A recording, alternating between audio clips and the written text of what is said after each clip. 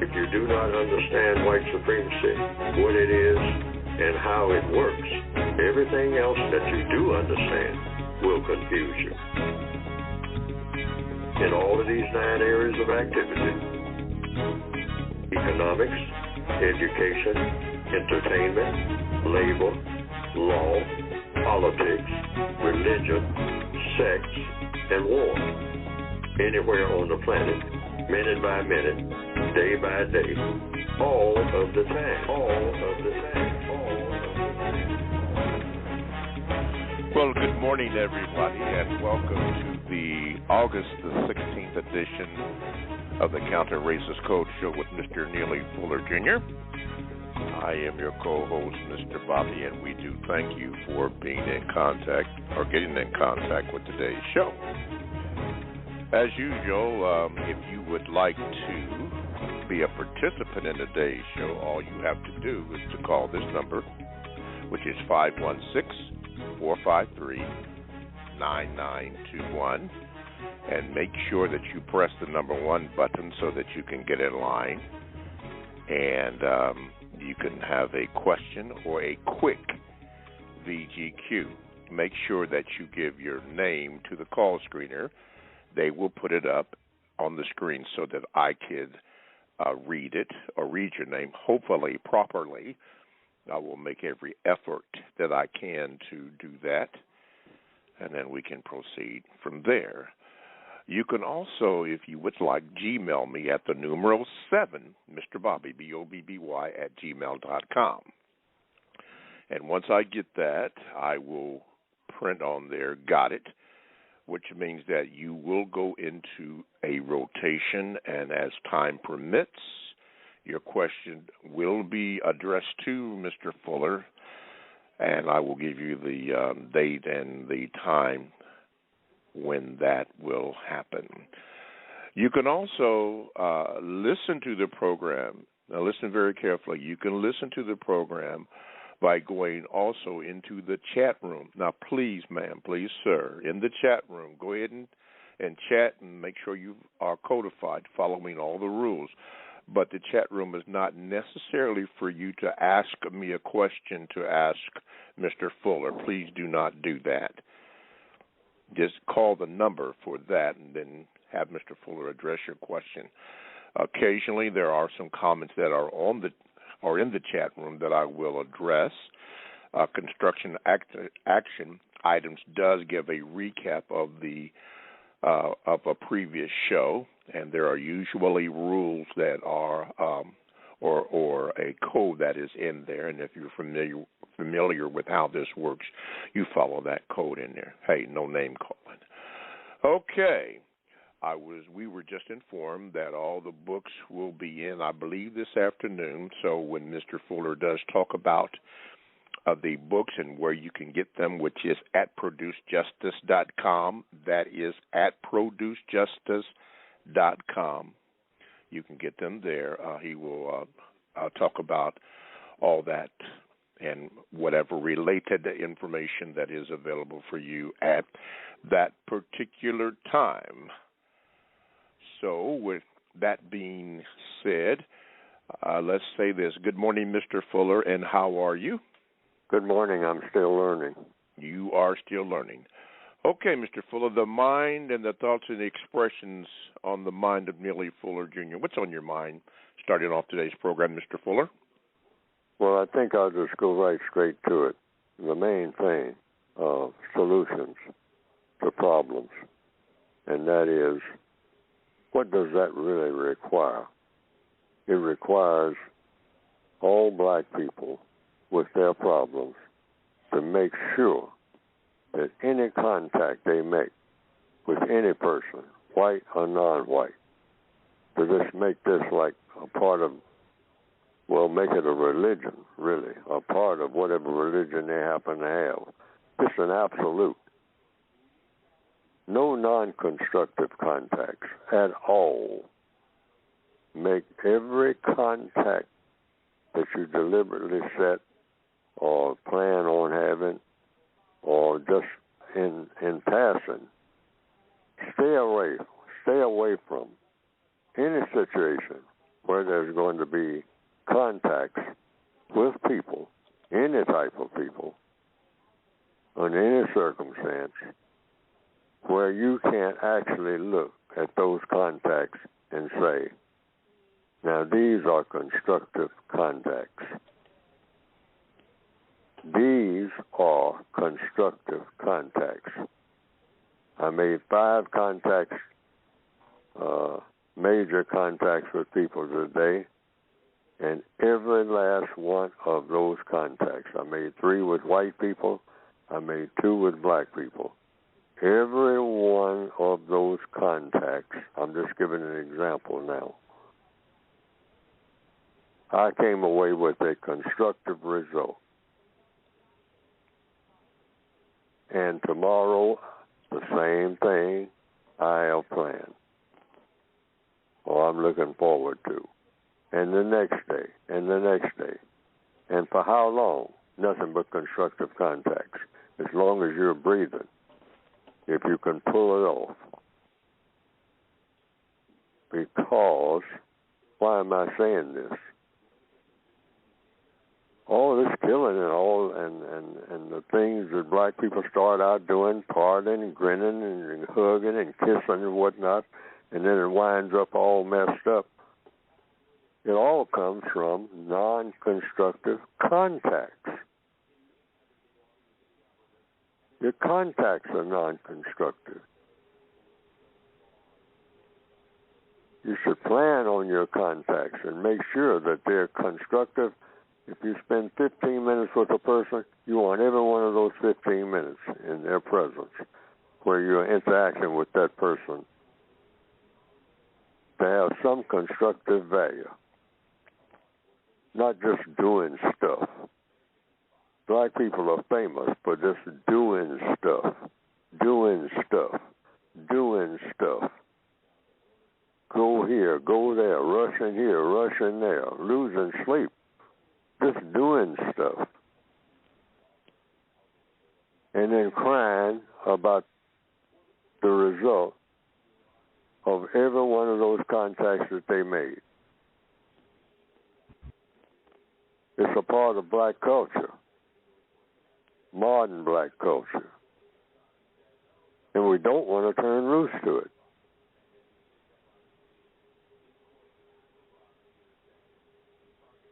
So ACC, all constructive contacts, in order to do what? Produce constructive results. If every contact that you make with somebody produces a constructive result, I'm talking about helping you. Because when you help yourself, and if every black person is making constructive contacts, everything that we do is going to turn out to be, at the end of the day, you say, hey, I made about 30 contacts today, small ones and some pretty big ones. All of them produce constructive results. Not a non-constructive result came out of any one of those contacts. Okay. And suppose you could, you do, the people who are listening right now, suppose that happened for the rest of the year. By the end of December, you could look back from this day in August, and you have had nothing but constructive contacts that produce constructive results. If they don't produce constructive results, they're not constructive contacts. But you can say, wow, nothing has ever happened like this in my entire life. Once I concentrated on doing it, I just politely let people know that, that there are things that I have to do. And if they ask for details, you say, well, I have to make some very constructive contacts, because the contacts that I've been making, some of them have been constructive.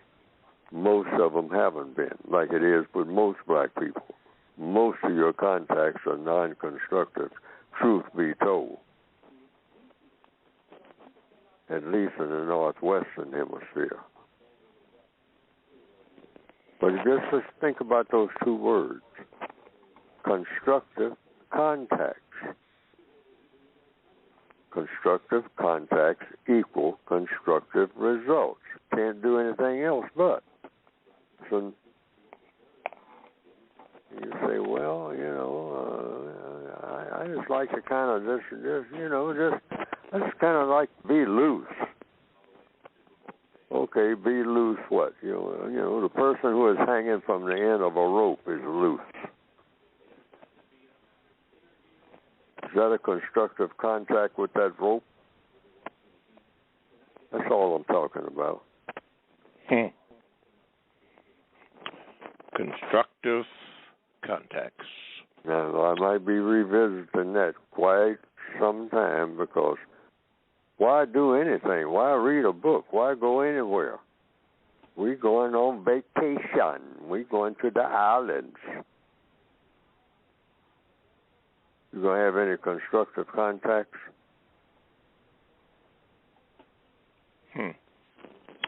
That's in any move you make. You only have what? Time and energy. Mm-hmm. That's what you're given from birth. Those two things. You should use that time and energy making constructive contacts, not only with people, but with things. When you walk through the marketplace and you look at the different foods, and then you look at some people who are over there cooking food, go over there and take a look. Now you see some big, thick meats over there. I mean, it smells good, and you just want to dive right in because you're hungry. But stop and think about it. That's a contact. If you eat some of that real thick steak, this might be controversial with a lot of people, but I'm just saying from what I've heard and from what I've experienced myself, that real thick steak looks real good, and if you're real hungry, you enjoy eating it. But then what does the steak, I'm just going to put it in the form of a question, what does steak actually do when it goes into the body of a person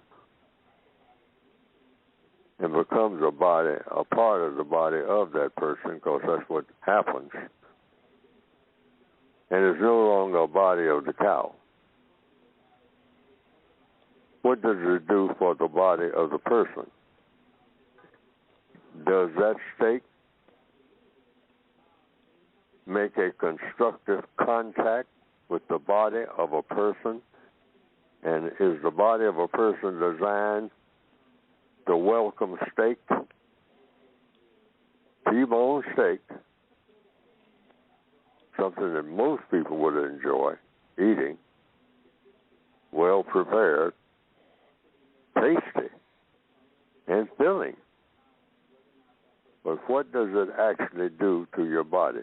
Does it build it up or tear it down? And if it tears it down, is that a constructive contact? See, lots of things that we want to do don't have constructive results. Just something to think about, and I would say something to think about. That's the essence of your entire life. For everybody out there, even white people who are listening. Constructive, non-constructive. Nothing else in between. Mm-hmm. All right. Constructive contacts. Okay. Well, you can contact us if you'd like to, especially if you are listening.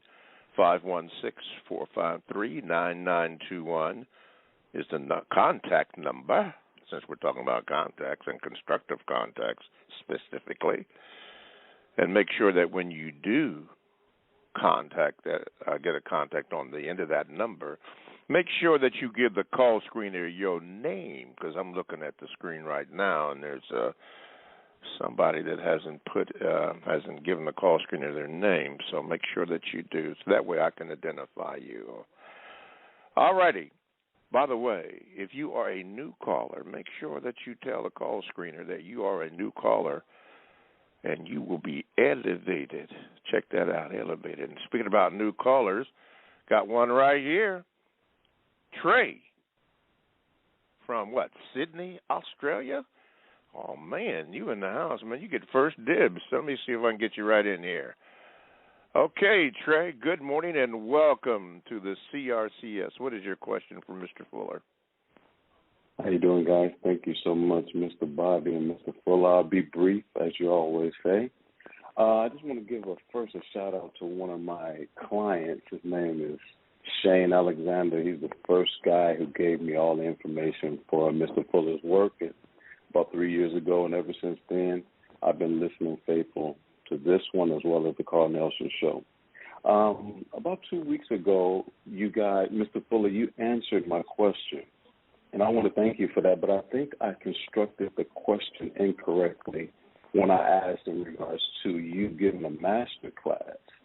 I completely understand that words are powerful, and I constructed that incorrectly. So what I wanted to do today is ask that question again, but ask it in a different way if possible.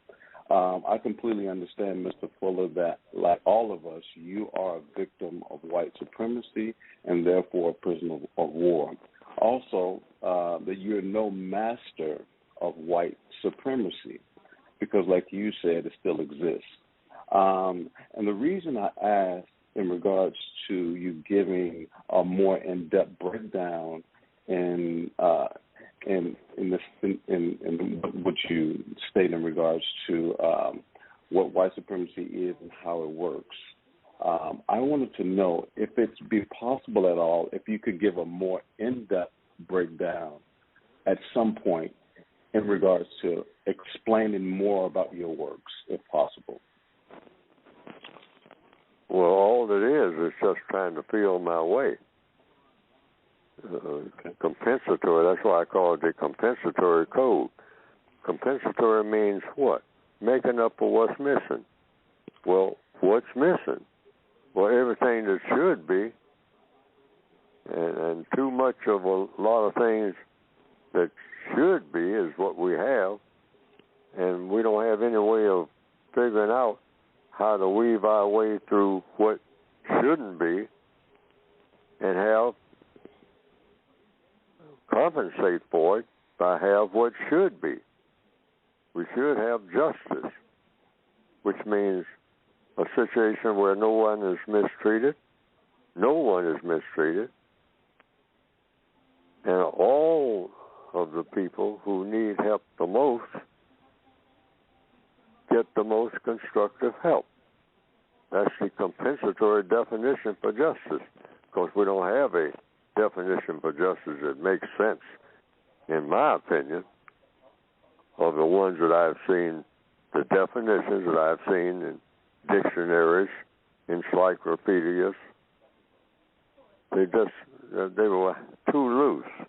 They gave some type of guidance. Otherwise, I couldn't have built on them. But I came up with the definition for justice, guaranteeing that no person is mistreated. Now, you can usually know if it's 10 people in a room, if there's somebody being mistreated, which one of those 10 people are being mistreated. You can usually sense that by what is going on in that room, how the people are interacting with each other. See, making contact with each other. Now, somebody might be mistreated. And that's if anybody in the room is being mistreated. All right? But if nobody's in the room being mistreated, and everybody in the room who needs help the most is getting it, and it's just 10 people in the room, you have a just situation right there. But then it's got to be within the context of the entire world, because just sometimes, like a lot of us become a little comfortable in our little nook, but that only lasts for a while when you just can't stay in that one little room Yes, you can treat each other royally. 10 people in a room, if they stay in that room forever and never come out, you can say, hey, and nobody ever gets mistreated, and everybody treats everybody kindly. Everybody sees to it that the person that needs help the most gets it. But they're in one room. But you're not just in one room. You're in the entire universe. And you should aspire to be universal people. So, but there are people who take the position, I'm angry with this entire world. It's all messed up and they won't never get straightened out. And there are songs that have been written that says that the world is the same. You never change it. So what they do is go somewhere and hide in a cave. And they just sit there. And nobody bothers them. Nobody's there knows, it's so far away and nobody wants to be bothered with going looking for somebody in a cave anyway. So they just hide, spend the rest, all of their days alone, put up with the misery and whatnot, become primitive, know how to survive, sometimes eating small animals and insects. A person can do that. They can opt out. Lots of people have. But we're not put here to do that either. Logically speaking, we're put here to solve problems. What problems? The one right in front of you. That's what you start with. So I'm just saying, these are the major things that should be concentrated on. What are we here for? We meaning whom? Just black people? No, everybody on the planet, logically speaking, put here to do what? Solve problems. But you can't solve problems by making problems. Mm-hmm. Or being around people who are dedicated to making problems. That's not solving problems. Making problems is not solving problems. And you don't even, when you're in the process of solving problems, you have to solve problems without making new problems. Now, that's something people don't think about a lot. White supremacists do a lot of that. A lot of it. And they'll say that we did this, and we did this, and we accomplished this, and we were able to travel through space, and we did this. Say, well, wait a minute. Did you mistreat anybody along the way? Did you help the people who needed help the most along the way? From all that did this and did that? Did anybody starve while you were pounding yourself on the chest about some great accomplishment? But somebody starved to death on account of you took the resources away for your project, poisoned the soil, the ground, getting your project together, left the people with poisoned water, so as the babies were born deformed in order to have your great engineering project. You solve problems without making any. They say, well, sacrifices have to be made. No. You don't sacrifice people. Things are done in behalf of people. You sit down and do a little bit more figuring, spend a little more time at the drawing board when you get these wonderful projects all planned out. Mm-hmm. You say, well, we're going to have to eliminate about 500 people in the process. What do you mean? That's what you got to do. You don't have to do that. Do a little more engineering, please. Mm-hmm. And the non-white people have picked that up. Yes, so sir. I hope I haven't digressed from the question. But we're put here to solve problems. I mean, just stop and think about that all day, which means you have to have constructive contacts, not only with people, but with things. Make everything that you're consciously aware of to the best of your ability. You make a lot of mistakes. I mean, particularly black people, we're in position to make nothing but mistakes. I mean, the white supremacists has got it all set up where we are mistake makers in every move that we make. We don't do anything that's not a mistake until they come around and say, well, let me have you do something constructive now. That's what you people are for. But when you're off on your own, you don't do anything but just mess up everything. That's why you have to keep running to me. After you keep killing yourselves and whatnot, you keep running to me, want me to patch you up and all like that. And I do. Why? Because I'm your God. That's why. Wow. All righty. Trey, not Troy, but Trey in Australia, new caller. Don't be a stranger. Thank you for calling. Let me do a break here so we can continue in. You are listening to the Counter Racist Code Show with Mr. Neely Fuller Jr. I am your co-host, Mr. Bobby, and to get in contact with the show, just simply dial this number, which is 516-453-9921. And when you do that, make sure that you press the number 1 button so that you can get in line to ask Mr. Fuller a question or a quick VTQ. I stress, please, ma'am, please, sir, make it quick, make it short. You don't have to go into a great soliloquy about whatever it is that you're trying to make. Just make it short and sweet because we are on a limited time basis. So please, ma'am, please, sure, take that in mind. You can also contact the show or by my Gmail address. That is the numeral 7, Mr. Bobby, BOBBY @gmail.com. Do that bad boy, and occasionally, or when the time permits, I will read it and give you the date and time that your Gmail will be read, and I will get back to you by saying, got it. Okay, got it? And last and not least, you can join the chat room. I believe I did forget to give that information before, but all you have to do is go to blogtalkradio.com. You want to get on programs, and then there it is, the Produce Justice Show. Click that bad boy on. And when you do that, a box will come up that says chat, and you can get into the chat room and go forward.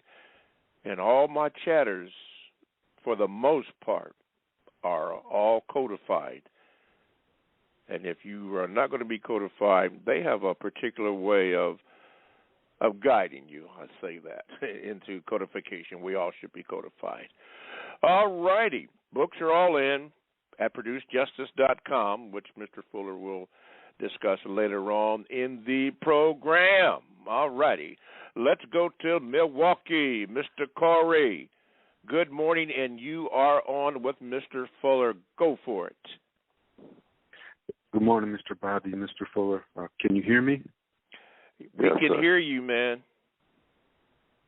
Not last week, but 2 weeks ago, you answered a question, again, that someone asked about proving the existence of a system of racism and white supremacy.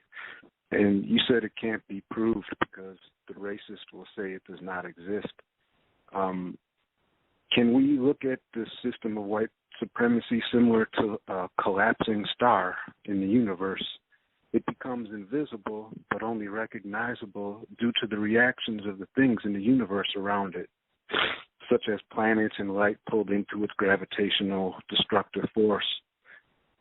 Is this how we can actually prove or say, yes, it does exist because of our reactions?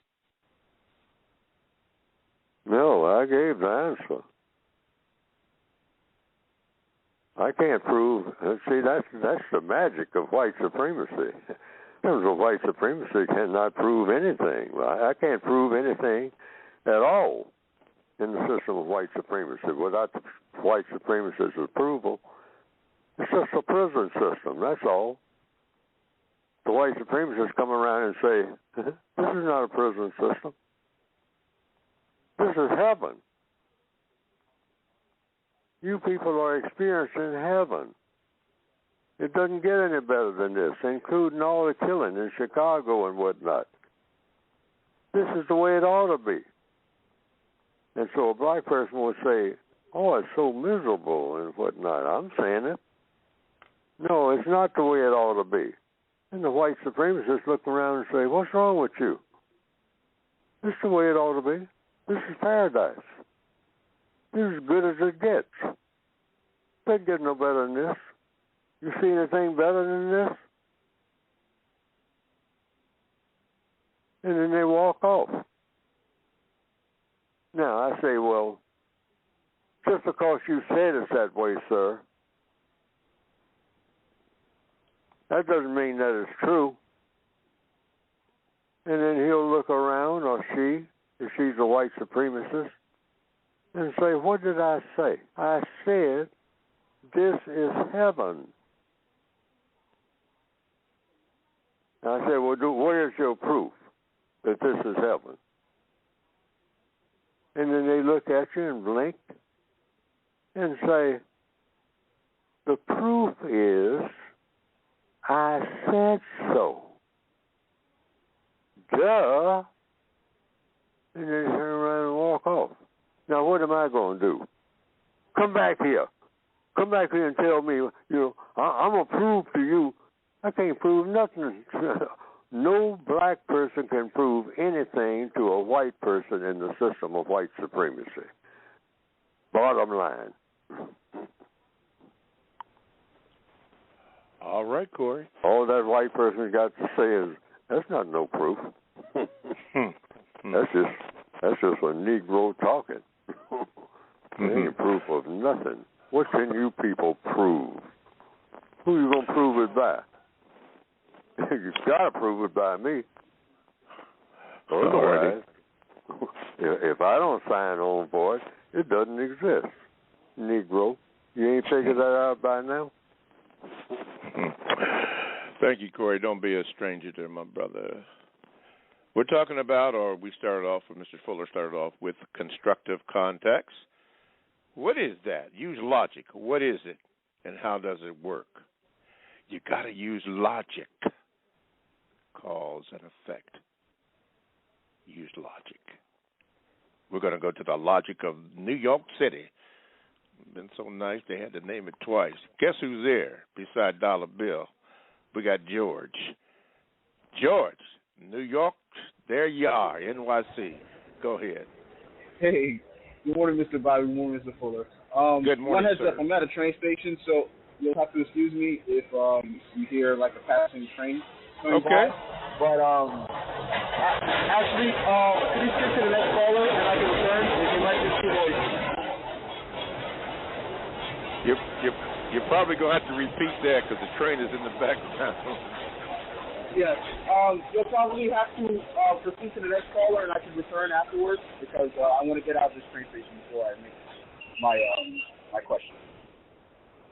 Is that all right? I didn't hear that because the train was going by. What'd you say?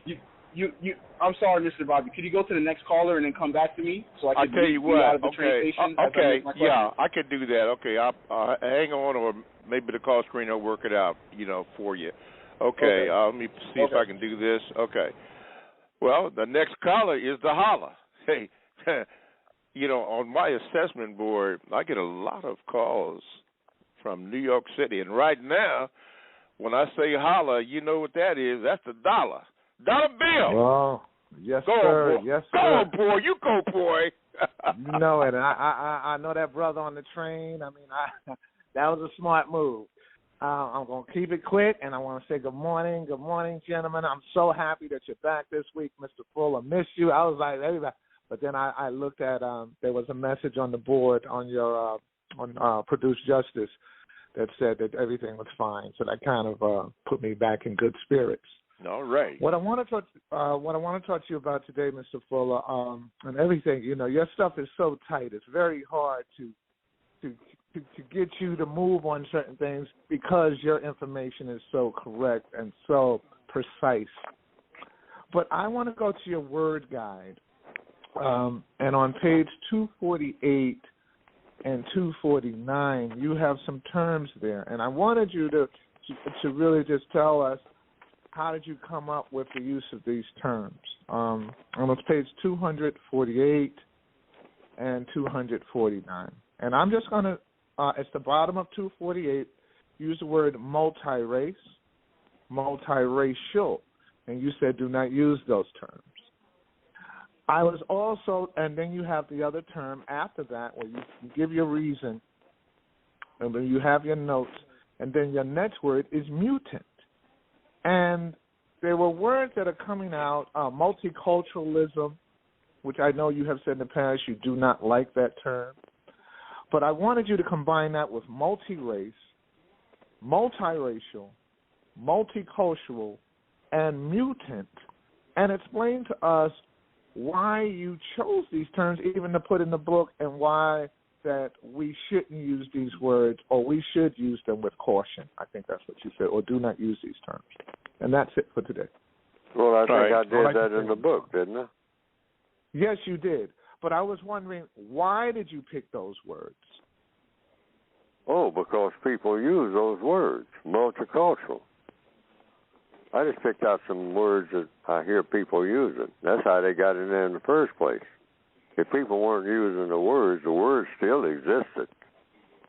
But if people weren't using the words, and I was listening to how they use the words, what is multicultural?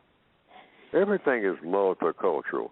First of all, let's look at the word itself. Not the first part of it, but cultural, the last part of it. You can look at the first part, multi meaning many. Many cultures, okay? So what is culture? What exactly is culture? You can look up culture, too, while you're doing that, okay?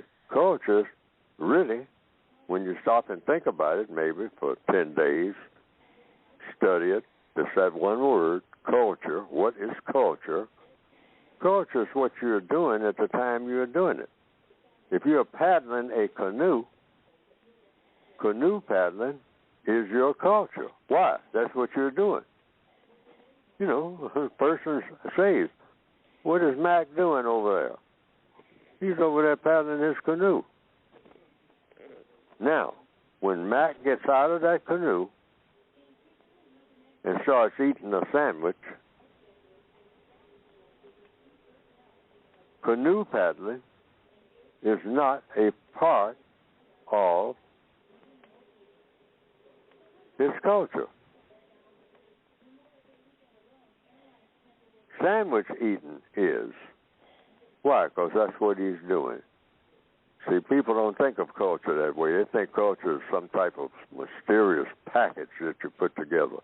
No, whatever you're doing, if you're participating in a drive-by shooting, that's your culture. And if you're a black person doing it, that is black culture.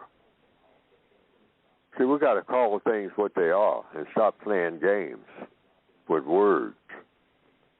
Oh, no, we have to, you know, I'm going overseas. I'm going to travel 10,000 miles because I heard that there's a huge part of black culture that is buried up under a tree somewhere in Sumatra.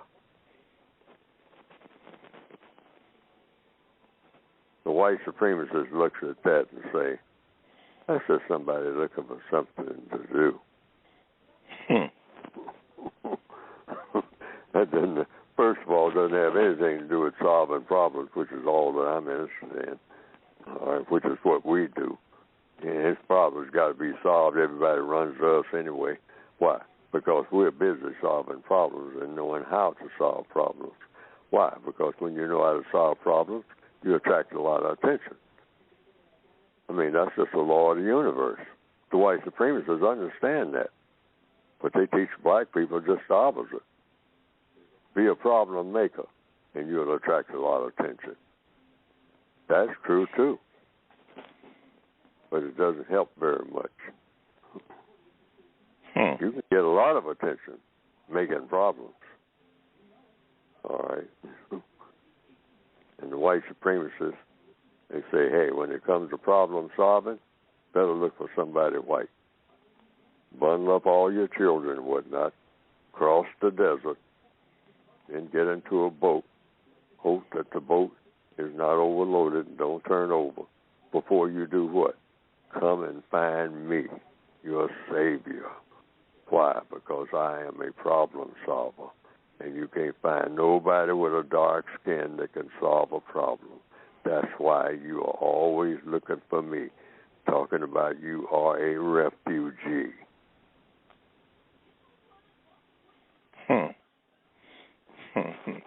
Okay. Think about it, folks. Am I telling the truth or am I lying?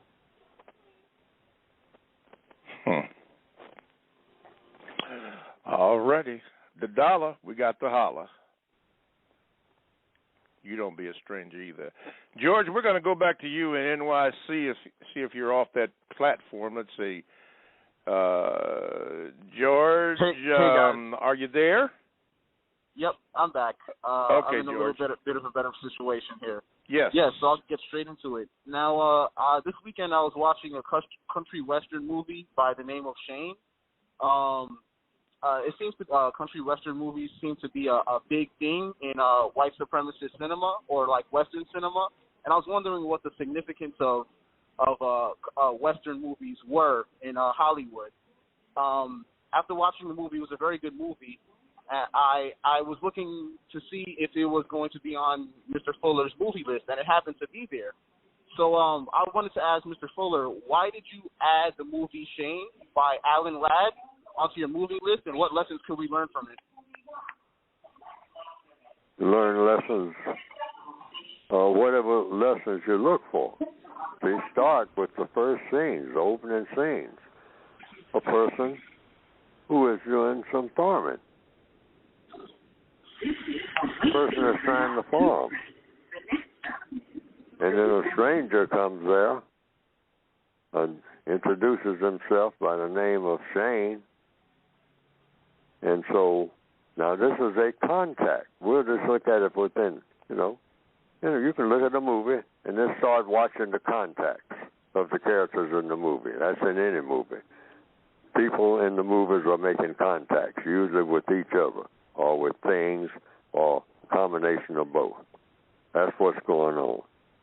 Now, these contacts are either constructive or non-constructive. That's what you look for.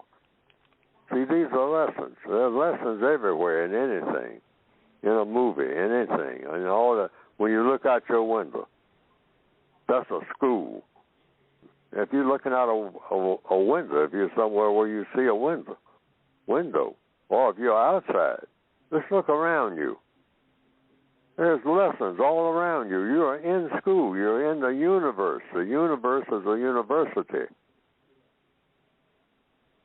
We don't think like that. We have to get in the habit of thinking like that. So in the movie Shane,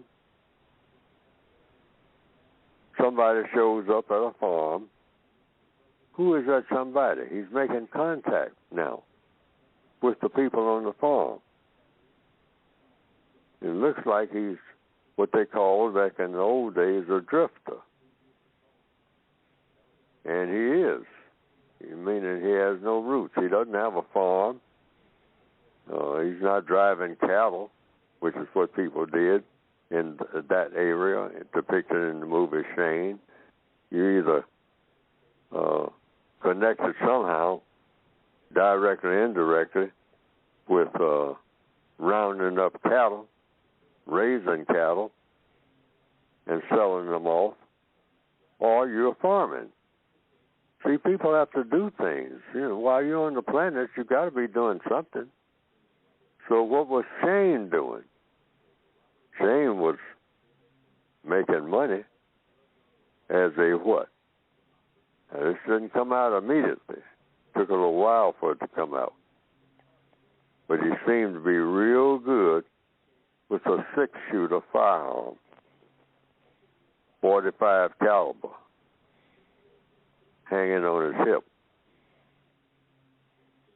But he didn't seem to be particularly connected with anything else.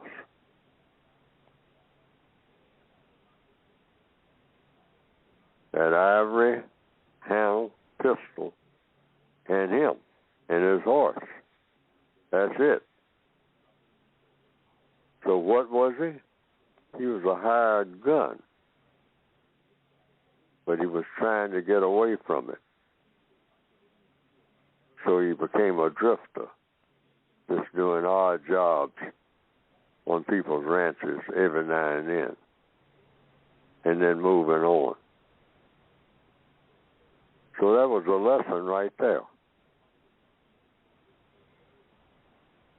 What do people do? People have to be doing something. So that's one of the first things you think about when you're looking at a person.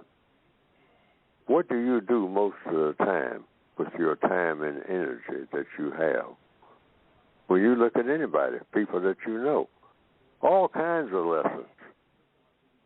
See, and then the movie moves on, and it reveals what everybody else does. The Riker brothers, okay? They are cattle people, and cattle people and ranchers didn't get along. Why? Because people who have farms, trying to build farms, grow food, and et cetera like that, and they do a little ranching on the side, enough to keep themselves sustained. Meaning ranching mean what? Horses and cows and pigs, things like that, chickens. So in order to control your sheep or your horses, your cows there for your convenience, you build fences. And in the movie Shane, cattle people do not like fences except when they build them. Like the Riker brothers came and said to the cattleman, to the farmer rather, you people come here and fence off my range. And they say, this is not your range, this is open range and whatnot. No, you're fencing off my range because I was here first. And you build these fences, and I got to go around. I mean, my cattle have to have water. These fences do not allow them to get the water. And you just got here lately, and you building fences and talking about you going to be a farmer. And you build the fences for your convenience. Well, they're not for my convenience. And if you keep building them, I'm going to keep eliminating them. And if you keep doing it, I'm going to eliminate you. So that's when you send for the gunslingers. See, the whole world is run like that. See, just learn the lessons of what you're looking at. We're black people, I mean, you know, have just been trained to just look at the surface of things, but learn the details. And it's not any different from people today. The cowboy and rancher thing, that conflict. In one form or another, when you move to the city, it's the same thing. Black people saying, hey, you're fencing us off from where all the food is, the good food. So we're living in a food desert. They say, yeah, that's what we intend to do. So we've got to go 20 miles to find some decent food. They don't have they say, well, when we build a shopping center there for you and put a food mart there with good, healthy food, you come in there and steal it. We don't do business like that. So it closes. It's all boarded up. We had one there. But what they don't say is, you got 6 children, they ain't got no money, so naturally they're going to come in there and steal it. Now, how come they ain't got no money? That's where they would pay, but they wouldn't give them nothing to pay with. So they're going to come in there and steal stuff as long as you got it. Why? Because you're not paying the mother enough money to buy the food. That's why. Real simple. See, we need to learn how the whole world runs and connect things that don't look like they're connected. See, and that's what you can learn from looking at movies. Tons of lessons in all of the movies. Even when the gunslingers finally, you say, well, hey, we got a farmer out there that's got a gunslinger and he's pretty good. His name is Shane. Say, well, we're going to send for one that's better, Jack Wilson. See, so here we go. That's how wars get started. Okay? Okay. All righty. Thank you there, my brother. Mr. Fuller, let's talk about your book. Yes, sir. Well, hopefully, the things that are said in the book, apparently haven't said enough to solve the problem, because I wrote the textbook for victims of white supremacy to solve the race problem, not to just keep playing around with it. I look around, I just want to express this, just interject this. I look at my bookshelf every day, and it's a horror story. My bookshelf, because it's got so many books. It's loaded. I'll never read all those books. I've read a few of them, but I haven't even scratched the surface.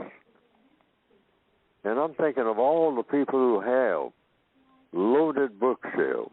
I'm thinking of the Martin Luther King Library, which I visited not on a number of occasions, and on the reopened library here in Washington, D.C. I went there. It's huge.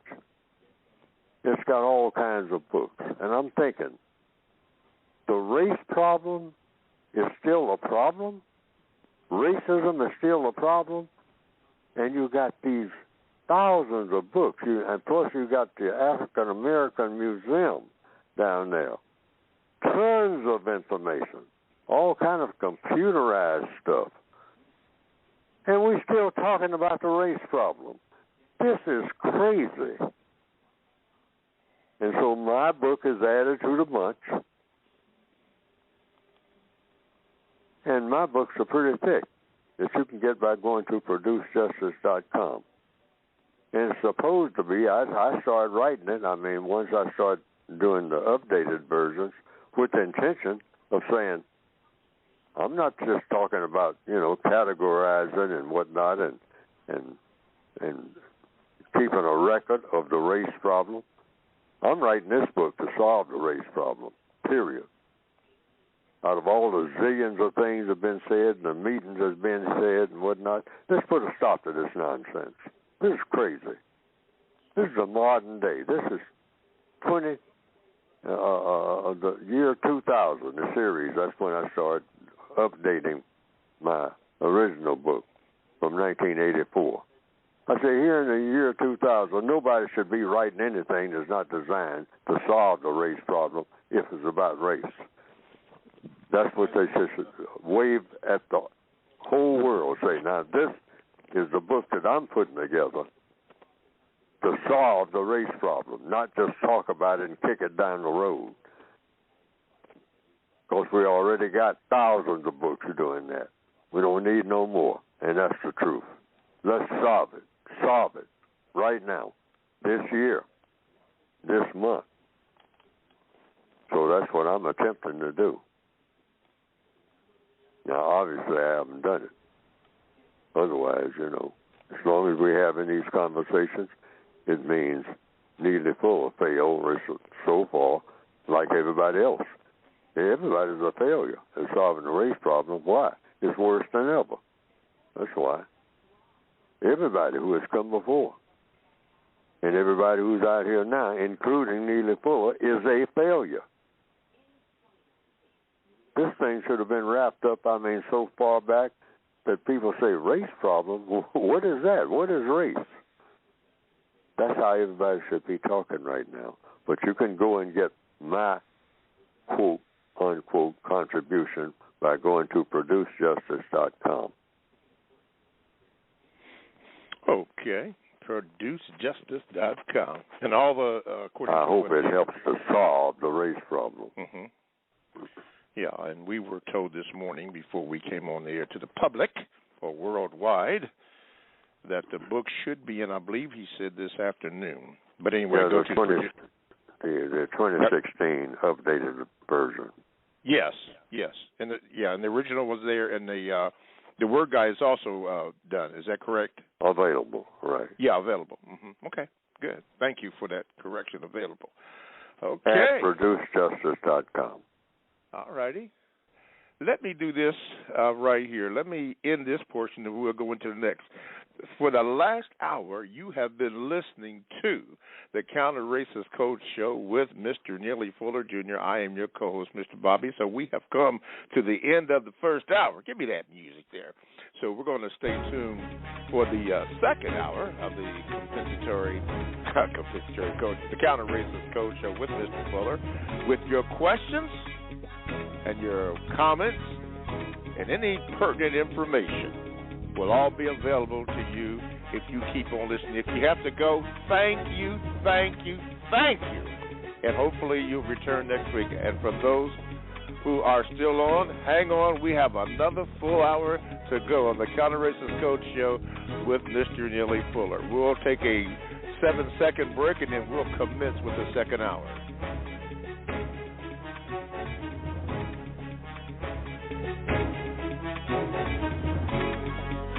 All righty. Somebody actually was counting. Welcome to the second hour of the Counter Racist Code Show with Mr. Neely Fuller Jr. I am your co-host, Mr. Bobby.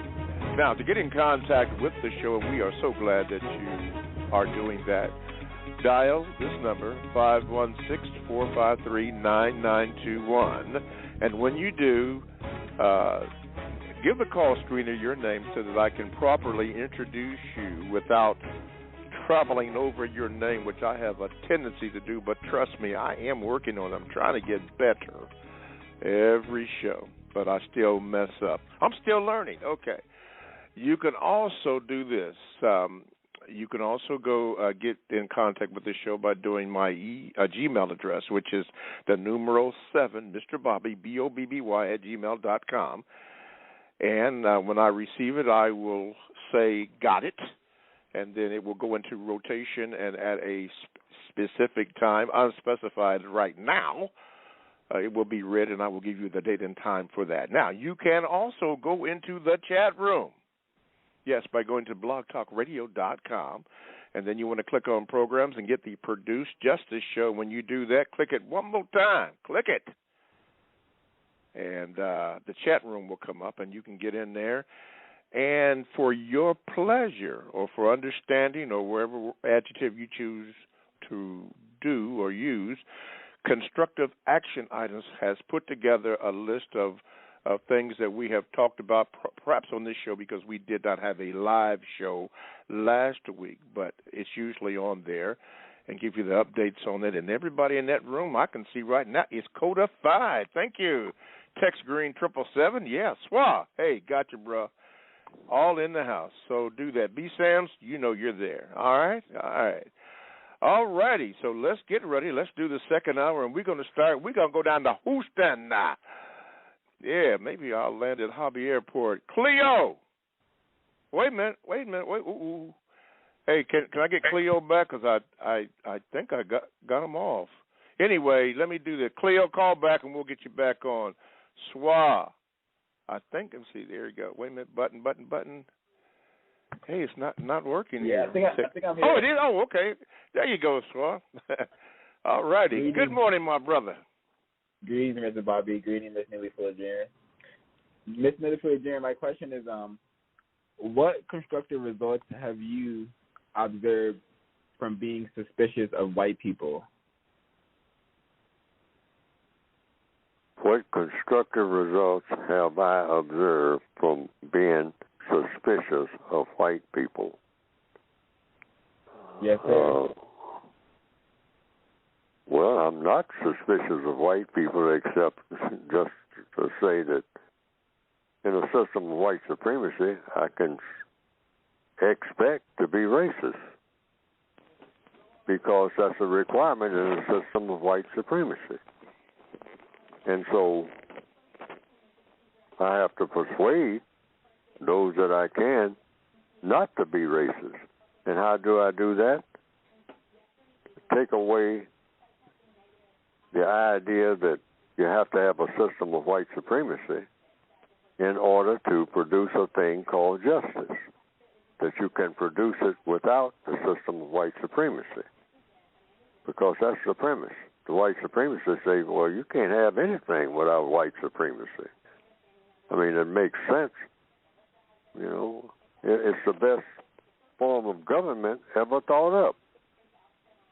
And there's an excellent argument from their viewpoint, those who think like that, for that. Because they'll say, look at all the governments that have come before. Have you seen a more efficient government ever, or heard of one, except all the exaggerations you get from some people about ancient history, what happened 18,000 years ago and all that?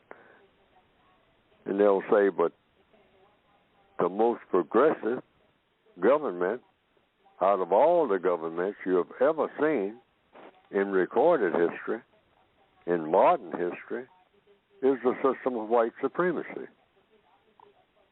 And if you tried any other government, a lot of them are excellent governments, but they have all kinds of, I mean, they just fall apart. They have all kinds of flaws that the system of white supremacy doesn't have when it comes to making fast progress. So you don't have a record of people ever being able to fly through the air at great speeds like you have now. That's because of the system of white supremacy. Nobody's done this before. People should stop complaining.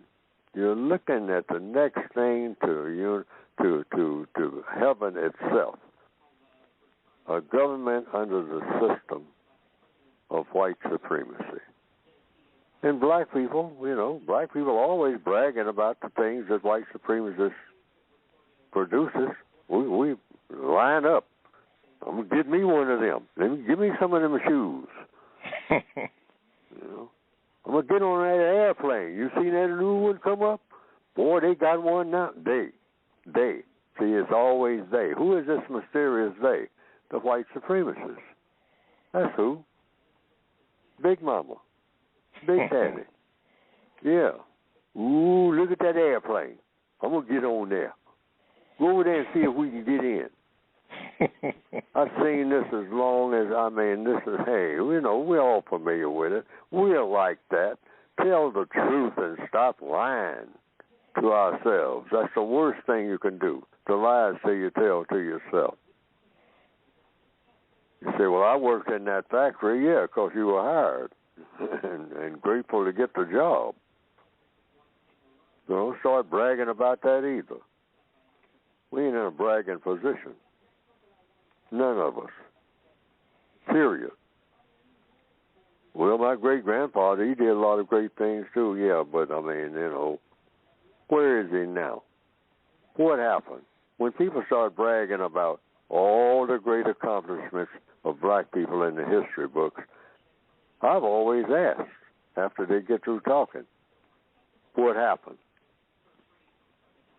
They say, well, we were like Malcolm X said, outsmarted, bamboozled, Bamboozled. Mm-hmm. Yeah. I say, well, now, what does that say? You were outsmarted? What does that say? I mean, stop. I mean, before you go any further with all this waving some kente cloth. You were outsmarted? Just hold that right now. Don't run past that. Please, folks, wake up. Stop acting. This ain't theater.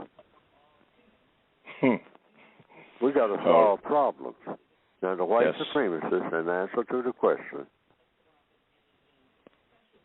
have come up with the most productive system ever in recorded history for handling things.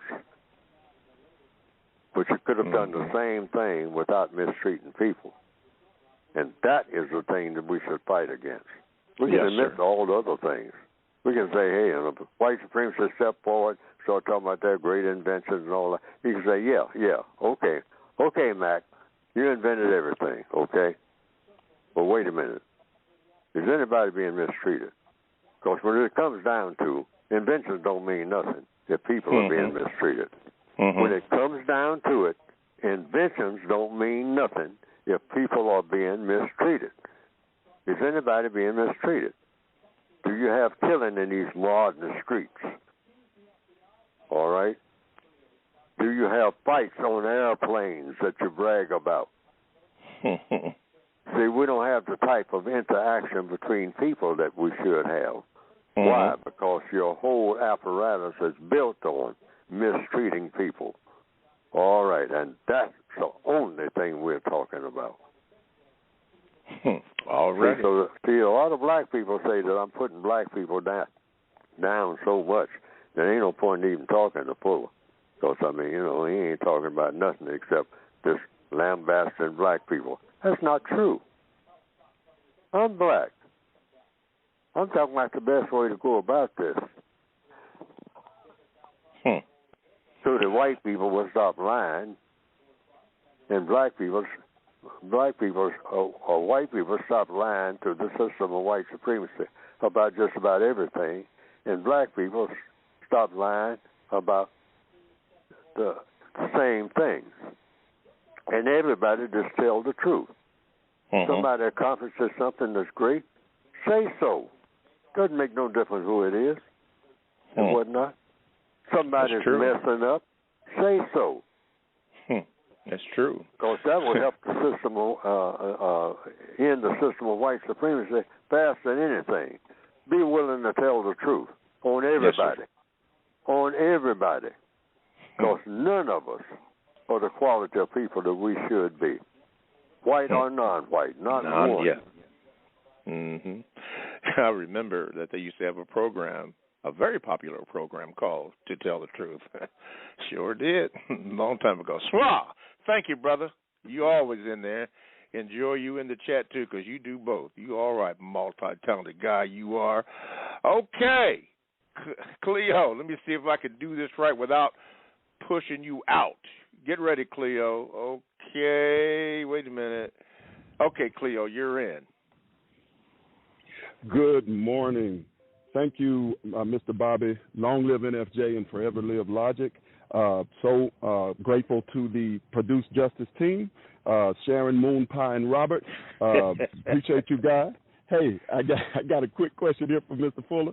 Mr. Fuller, as someone who identifies himself as an eclectic pluralist, how do you manage contact and or interaction with family, friends, and associates who identify with the Christian religion you were raised in?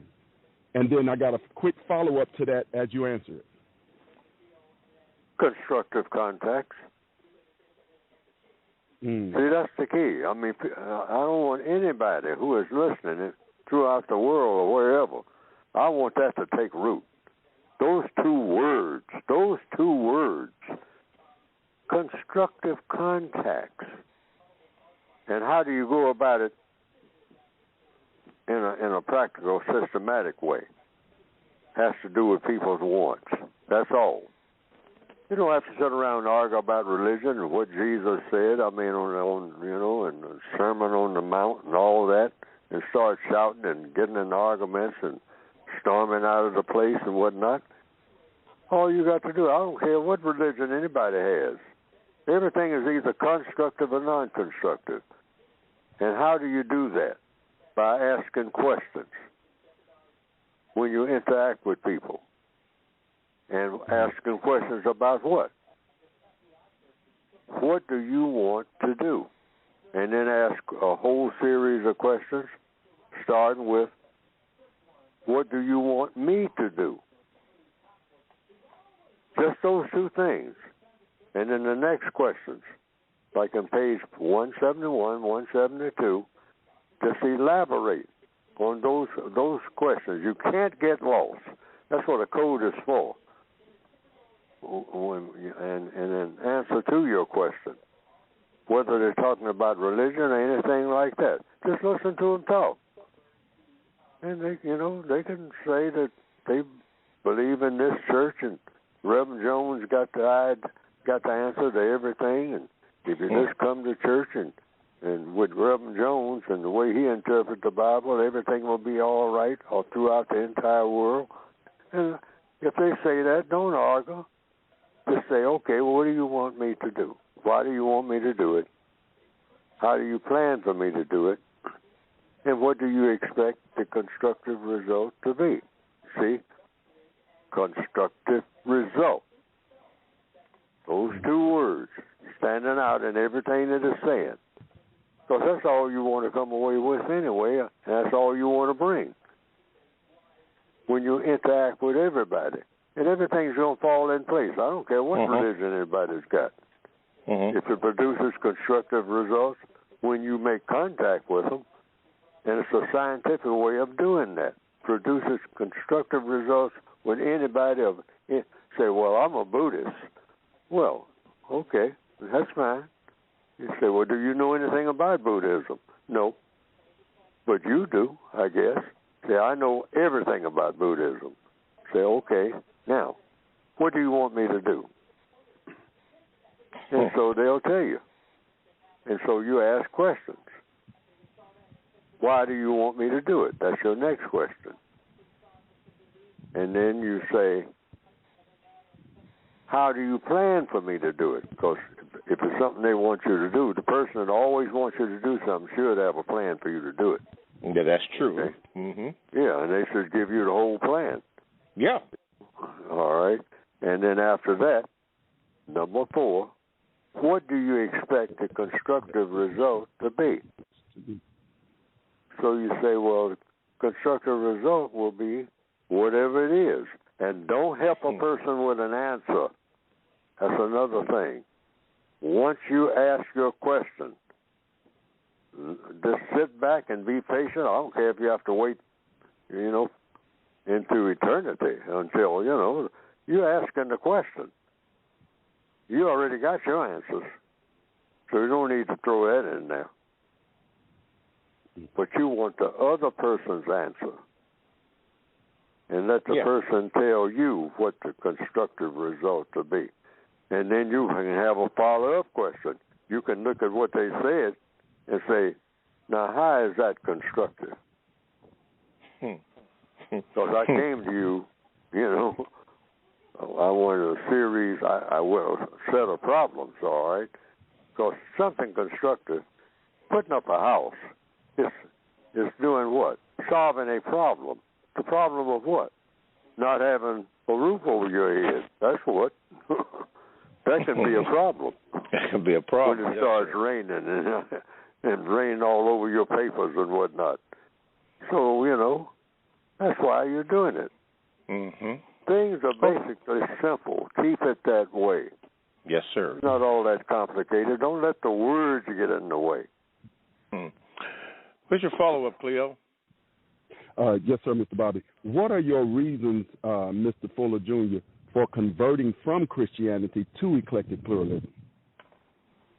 Oh, I didn't convert from Christianity to pluralism. I was always a pluralist. I just recognized what I was. Pluralist means what? pluralism, it means exactly what it says in the book. I invented eclectic pluralism and put a religious stamp on it. That's all it is. That's just something that I did. But I invented something, not that something that was I invented the way that people think about inventions. I just invented some words to describe what I was already doing. And that is being confused about religion, which is what I am. The ladies called in several weeks ago and asked me, "Are you a Christian?" And I answered by saying, "I don't know. What is it? What is a Christian?" And that is my answer now for anybody who really wants to know, for your information. Neely Fuller. Is Neely Fuller a Christian? Well, Neely Fuller has been asked that question, and his answer was an honest answer. I don't know. Why? Because I don't know what a Christian is. Every time I talk to somebody, I get a different kind of answer. Oh, that ain't no Christian. The real Christian is over here in Reverend Brown's church. I don't know what church you've been to. See, I've been getting that. So I really don't know, because I don't want to argue with nobody about religion, because I know where that's going.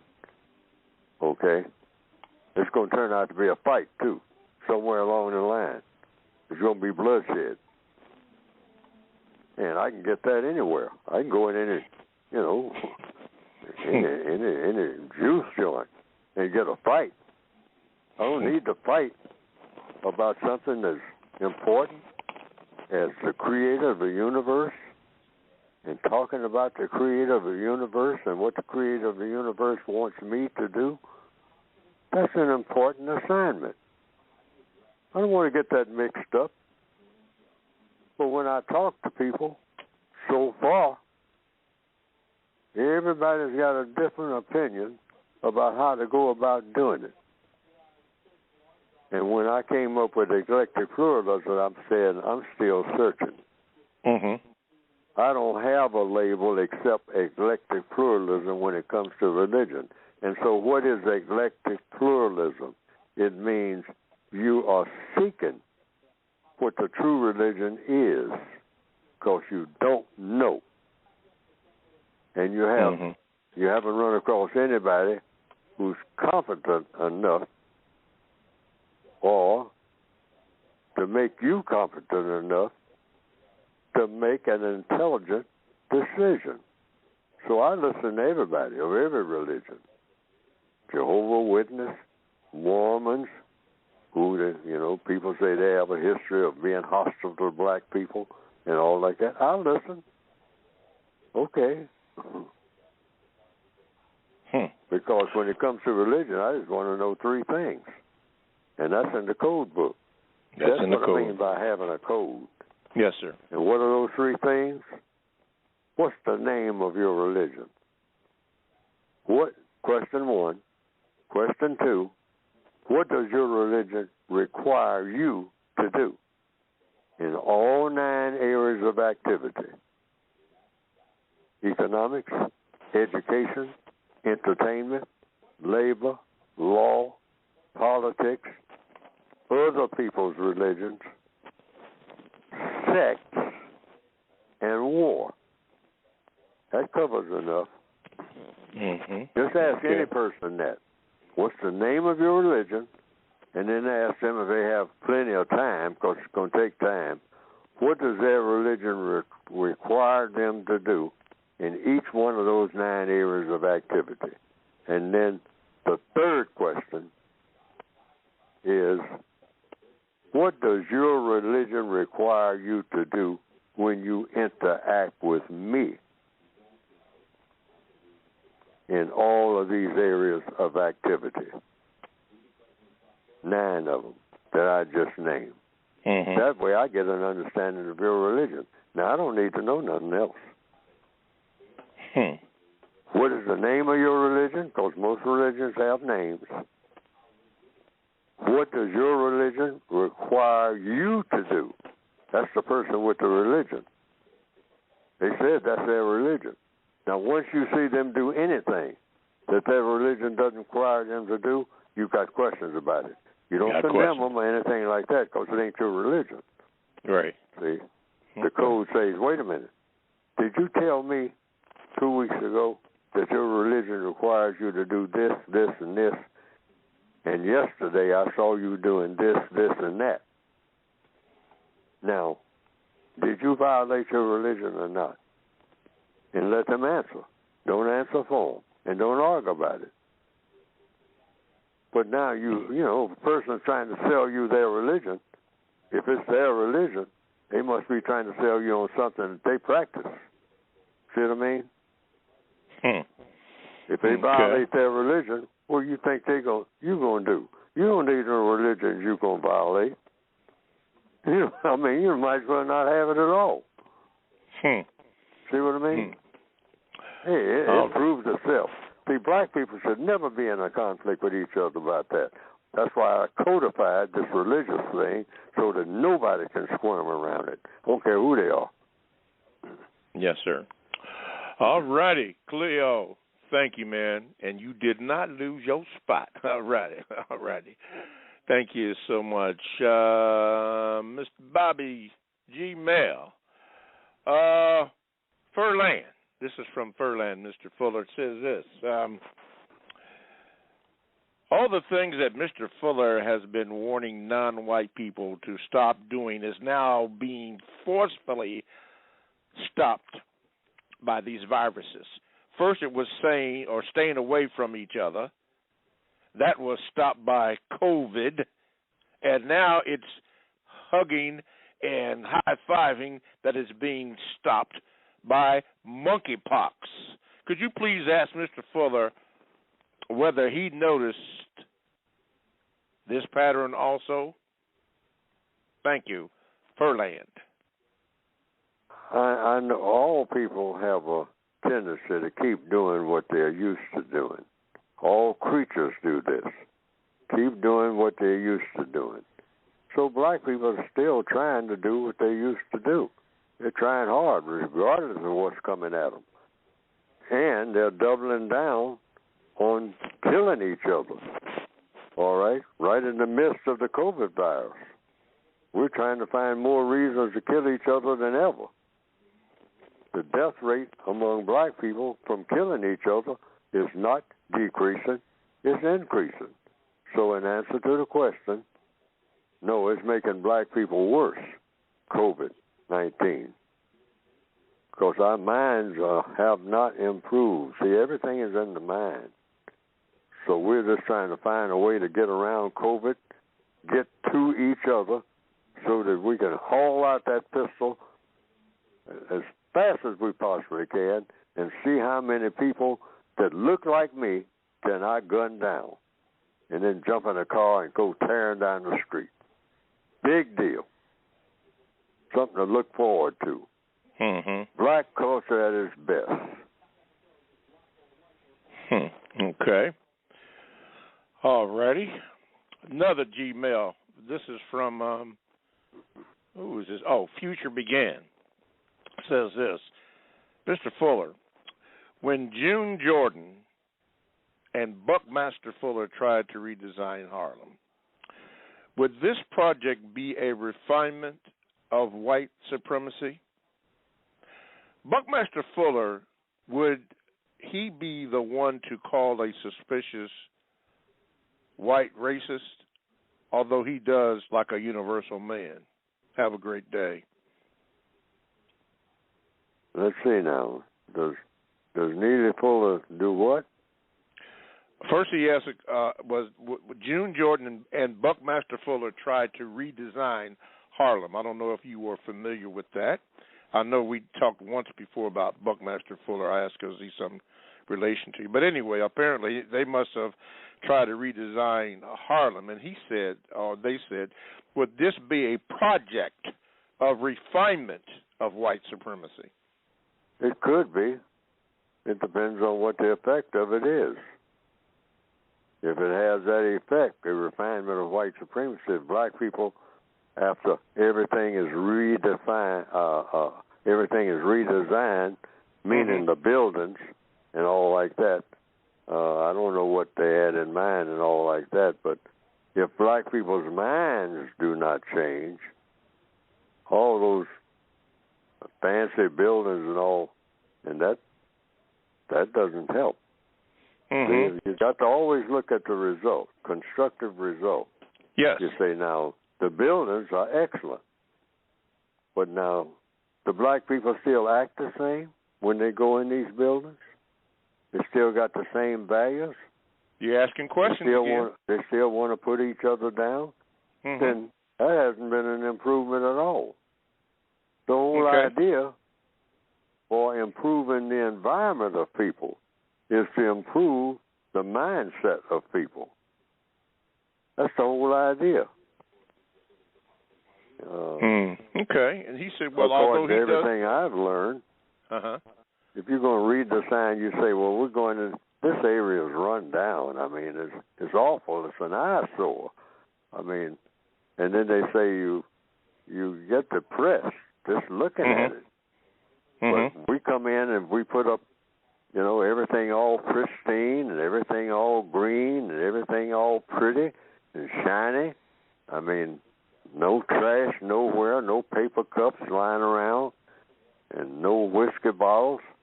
Now this is a great improvement. This is beautiful. This is wonderful. But the people didn't change. Well, really, nothing changed. If the people didn't change, nothing changed.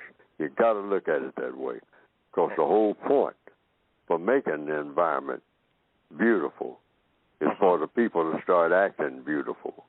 And that's true. He says, goes on to say, although he does talk a lot like a universal man, would he, in your opinion, be the one to call a suspicious white a racist? In your opinion. Would I be the one to call would white person? Buckmaster Fuller be the one, Buckminster Fuller, would he be the one that would, although he does talk like a universal man, would he be the one to call a suspicious white a racist? Well, in a system of white supremacy, it's almost impossible for a white person who is able to be a racist not to be a racist. That's just the way it's structured. I didn't make it that way.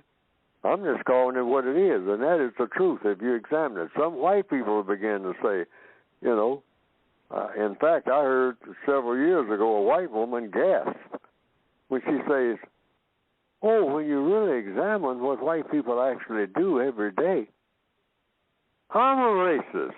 And she said, oh, my God. And I'm saying that's what I've been trying to point out. I think you're in a racist system, lady. Ain't no way in the world. If you may think that you're what they call a liberal and all this and whatnot. No.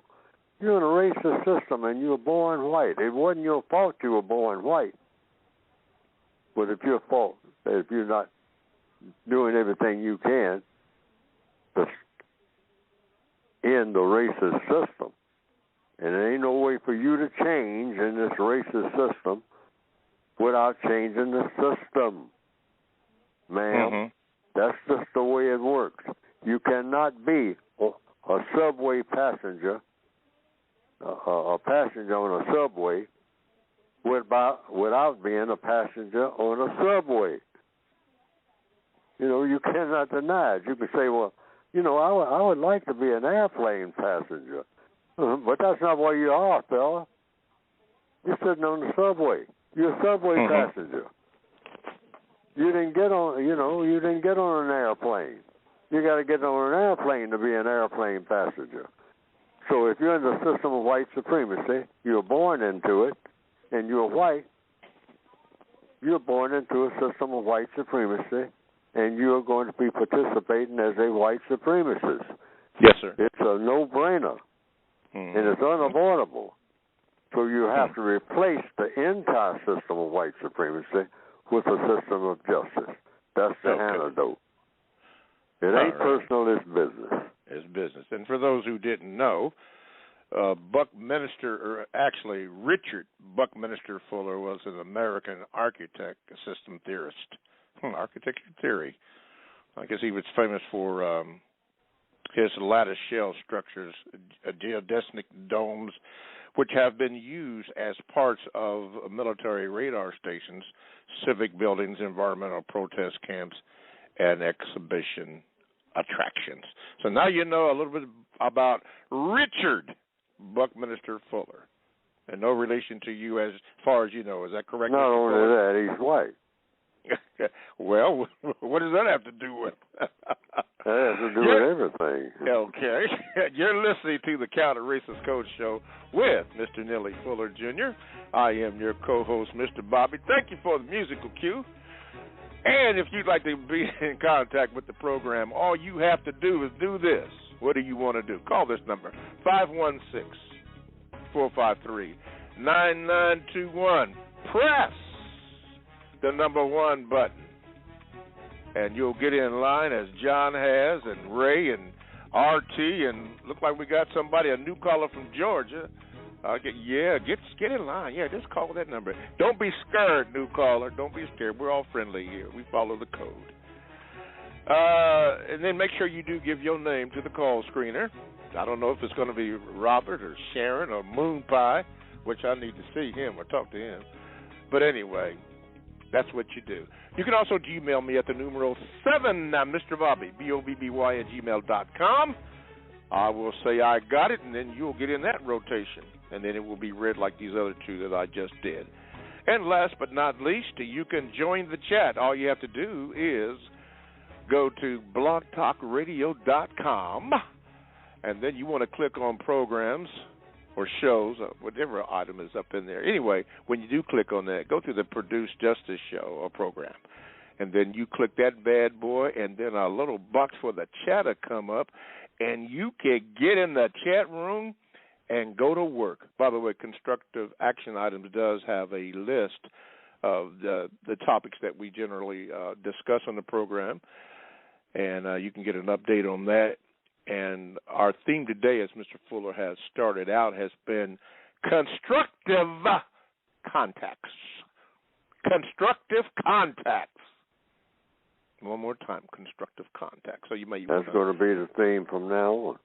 Okay, now on theme. Okay. Yes, I mean, constructive contacts. When do they end? Well, that's a good point. When do they end? No such thing as an ending. Constructive contacts. With food, with anything, with your brother, with your aunt. Constructive contacts. Why end it? What are you going to replace it with? Non-constructive contacts? You already got that.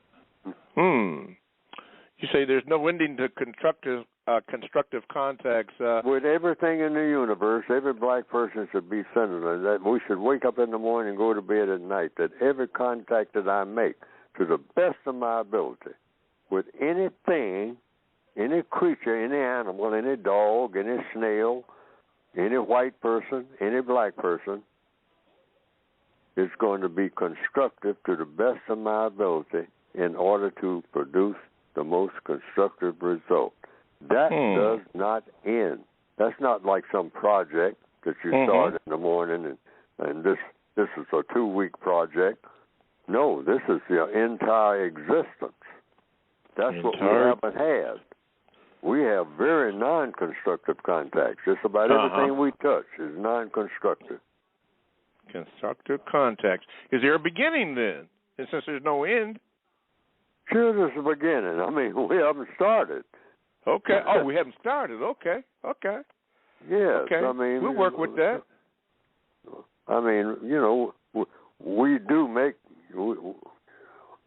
I'm talking about we haven't started making all of our contacts. Oh, okay. Put that all in there. Okay.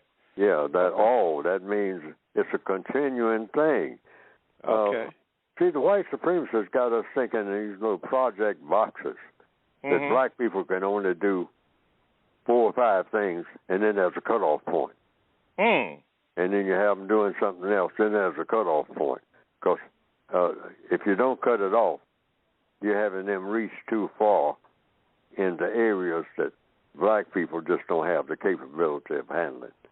So you always give them little baby projects. And so we've gotten accustomed to that. Oh, this is a black thing. What do you mean a black thing? You're in the universe. Well, I mean, the universe is too big. I just got to do my little thing over here in the closet, over here in the corner, down in the basement, all cuddled up, hiding from everything. See, that's what they call, they got that N-word. That's what they call that type of thinking. Yeah. All righty. Speaking about being awesome and all that stuff, let's go back down to Houston. All right, get ready, John. We're getting ready to do it, man. All right, John, here you go. Give it to me, John. Here's John. Grand Rising, gentlemen, because Houston, we have a problem. Do it, man. Mr. Fuller Jr., I still want to get my Muskogee question answered, hopefully, one day. But first, as a VGQ, since he made a very erudite and astute observation about where did the white people go? I mean, it was a variation of what he said before. It sounds to me that he doesn't resolve the problem. The white man is the problem. And eventually, I guess we will discuss how we remove that problem. Now, as a member of the Muskogee Creek Nation, I don't want to speak for you, Mr. Fuller, but I've always wanted to ask you, and this was a few weeks ago, I was at the very back end of the show, if you remember, Mr. Bobby. I remember that one. To bring it up effectively. However, two things has happened. That particular week was the congressional hearing about the freedmen, so-called black Indians, and their abuse by the tribes, the 5 civilized ones. And potentially this past Sunday, if I don't know you watch W. Kamau Bell, he had on the Native Americans with their hashtag Land Back, specifically to Mount Rushmore and the Black Hills. So I don't know if you ever watched his show, United Shades of America. It was quite intriguing. So having said that, okay, well then, Mr. Fuller, then maybe you can answer specifically to me. What I'm always intrigued to know is what did your grandparents or your great-grandparents, if you were able to interact with them, tell you about your interesting insight this morning is what is the culture of American Indian? And Mr. Bobby, if I could hang on to hear the response. You know I'm gonna hang Thank you for the time. Hang you up. Y'all have you a wonderful morning. Okay. The question is, what is the culture of an American Indian understood by you from your grandparents or your great-grandparents if you interacted with them as a young man? I don't know.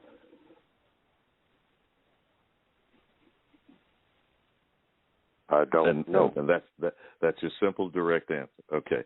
So then what I propose in asking the question is who is the true American, whether it's the Aborigine or the Indian, as they were called by the colonizers. And maybe you'll have some insight on that. Thank you again. Oh, well, you can read almost any book. In answer to that question, you can read almost any book and you hear different viewpoints. Now, but what do I say in my book when you start talking about American? Go ahead. That's the question. What is an American according to the code? An American is a person that practices justice. So Americans don't exist, period. That's my answer, straight up. I'm talking about I'll go into anybody's court and make that flat statement. There's no such thing as an American person nowhere on the planet. Did you say you're going to court to say that? Am I asked to say that again? Would you go into court and say that? I'm in court. I always say that every black person is in court and always on trial. And you should look at yourself that way. There's no such thing as a black person going to court. You're on trial every day. You're in court. You're in a prison camp. See, we don't have, according to the code, and according to what I'm saying, that's based on logic. It's not because Neely Fuller is saying it. I'm saying for whatever evidence you can put together, that's what you come up with. Prisoners of war. That's what I am. I'm a victim of white supremacy. I'm that more than I am anything. I've never been an American. And not only that, I've never met one, white or black. I've heard of a lot of them. Oh, I've heard of a lot of things. But according to the compensatory code, the counter-racist code, Americans don't exist. Africans or Asians don't either.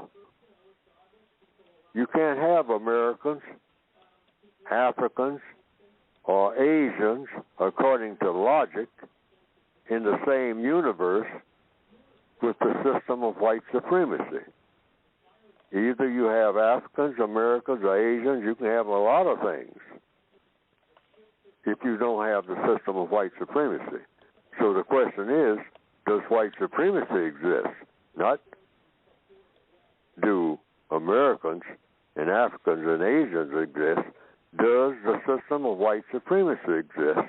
Which means the most powerful government, which means effectively the only government on planet Earth. Yes or no? Now, a lot of people say it doesn't. Now, according to what I have in the textbook for victims of white supremacy, once a person says that white supremacy doesn't exist, then they're talking, when they're talking to Neely Fuller, they're talking to the wrong person. Because, there's no point in us talking at that point. You have to start with the premise that the system of white supremacy does exist, and that means no other government worthy of being called a government exists. And when you look at a government of an American government, an African government, an Asian government, what are the definitions of an Asian or an African or an American? That's the question. They are people who practice justice. Because if they don't practice justice, why be anything anyway? All right? That's the logic. I'm talking about the logic of the universe now. I'm not talking about what you just learned hanging around in the barber shop. I'm talking about the logic of the entire universe, which is, what enables people to do anything that's worth anything. The universe around you. It means you find the truth and you don't turn loose to it, even when it hurts your feelings, which black people got to get out of that. Okay. Oh, I'm just looking for anything to stop my feelings from being hurt. Well, that's how we got on cocaine. We need to just grab things that we usually wouldn't grab onto and just say, hey, if it's something that's logical, if it's something that's constructive, that's the way we're going. That's the way we're going, okay. And stop trying to walk through what we call some mysterious black culture and all this. That's a bunch of nonsense, all of it. Culture is what you do at the time that you're doing it. And if you're a black person doing it, that's your culture. If you're cutting somebody's throat or beating somebody out of some money or snatching some gumballs off of a counter and running down the street with it at age 13, that's black culture. Why?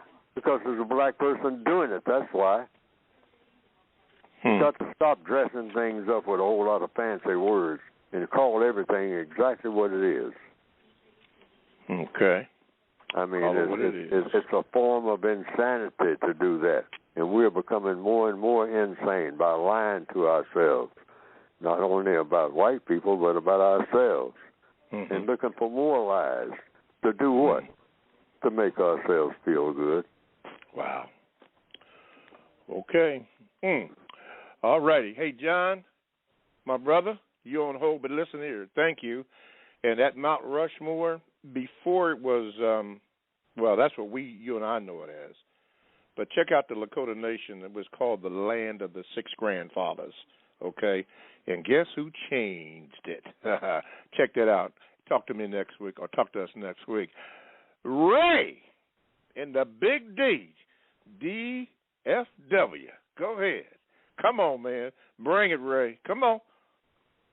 Good morning, gentlemen. Mr. Bobby, could you please leave me on the line, sir? Yes, sir. Thank you. Mr. Fuller, since the system of white supremacy operates globally without borders, in your opinion, is there any constructive result to black people globally delineating from each other while at the same time requesting compensation from the white supremacy?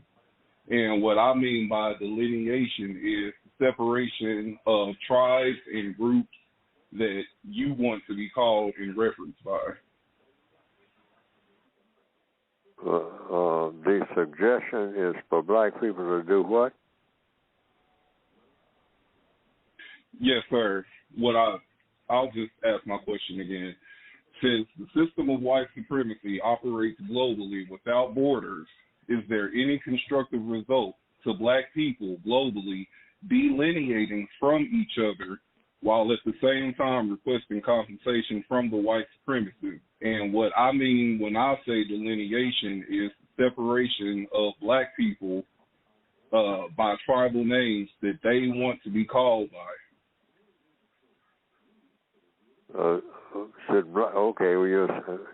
The suggestion is, should black people separate from each other by doing what? What do you mean by separation? Yes, sir. Based on the names that they want to be referred to. In order to do what? In order to receive compensation from the white supremacists. Should black people separate from each other in order to receive compensation from the white people? Is that what you're saying? Yes, sir. I don't see. First of all, I don't see why that first part is necessary. I don't know what you mean by separate. Black people go where the white supremacists tell black people to go. Black people can't, whatever you mean by separation. The whole world is dominated by the system of white supremacy. How do white people separate from white supremacy? I mean, that's just the first part. And separate in order to do what? What do you mean by separate? When are you separate? I mean, each individual is separate. So each individual can just walk off, you can walk off into space if you want to, if you find out the way to do that.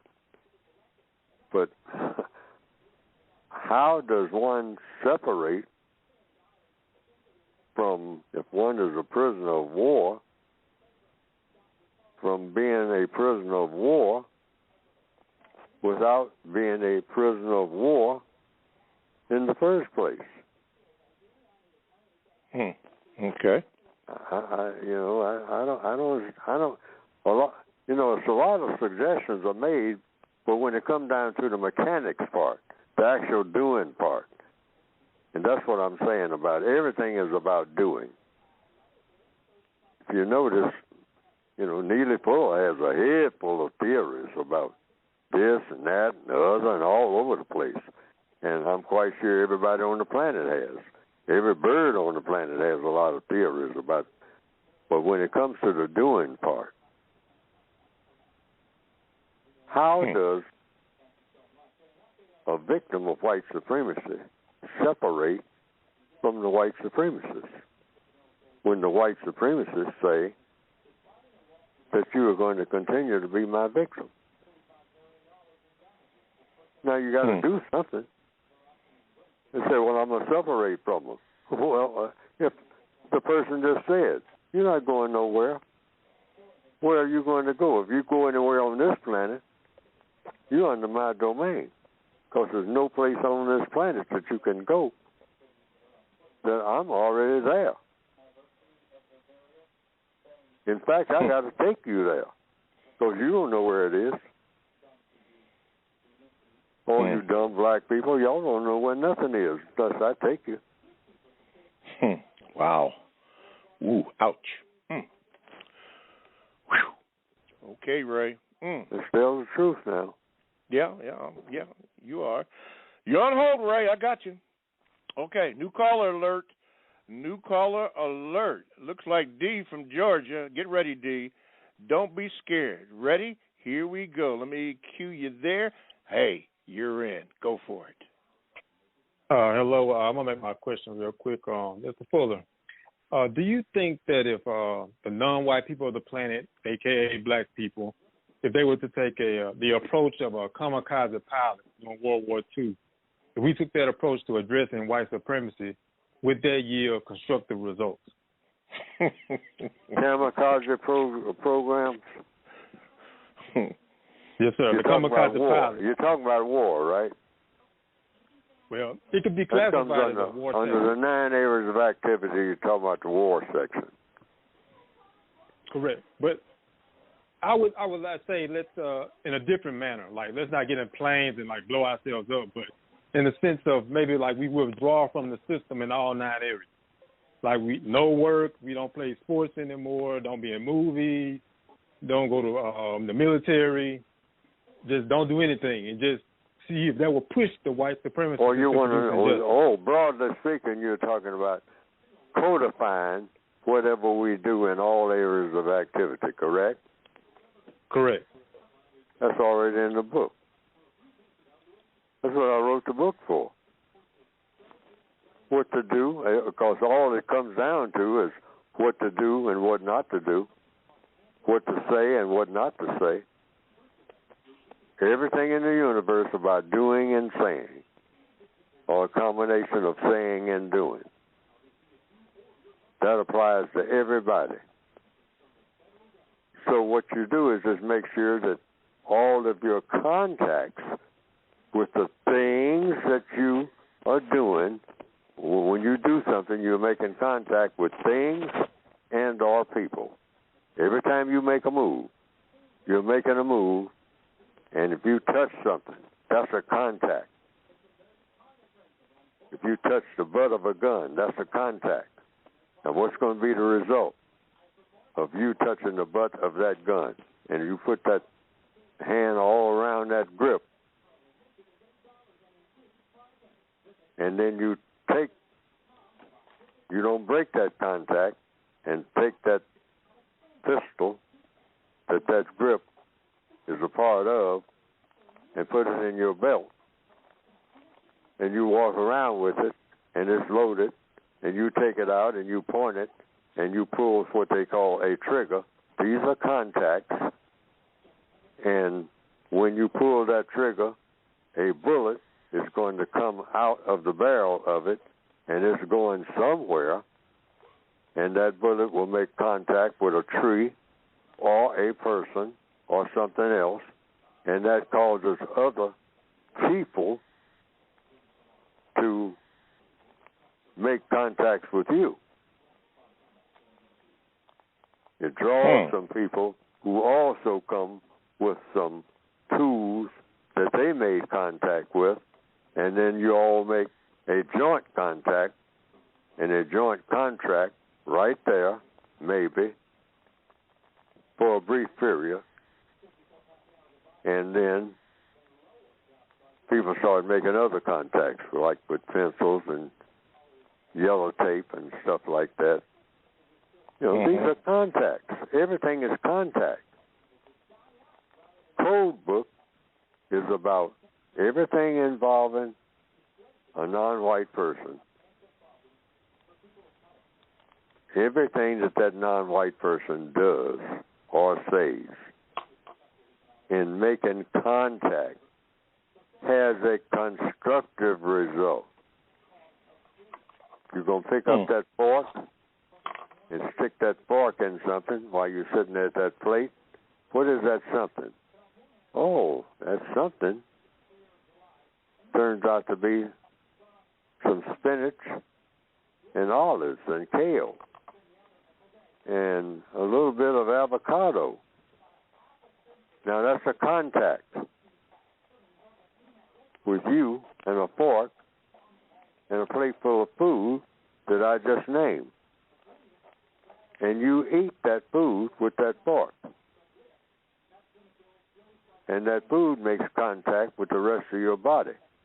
Now, there's only one question here. One question. What you put in your body with that fork by making contact with the fork that made contact with the plate, food that was on the plate, those objects on the plate, and you put it in your mouth and it went to your stomach. Now, the stomach is sitting there waiting to receive something.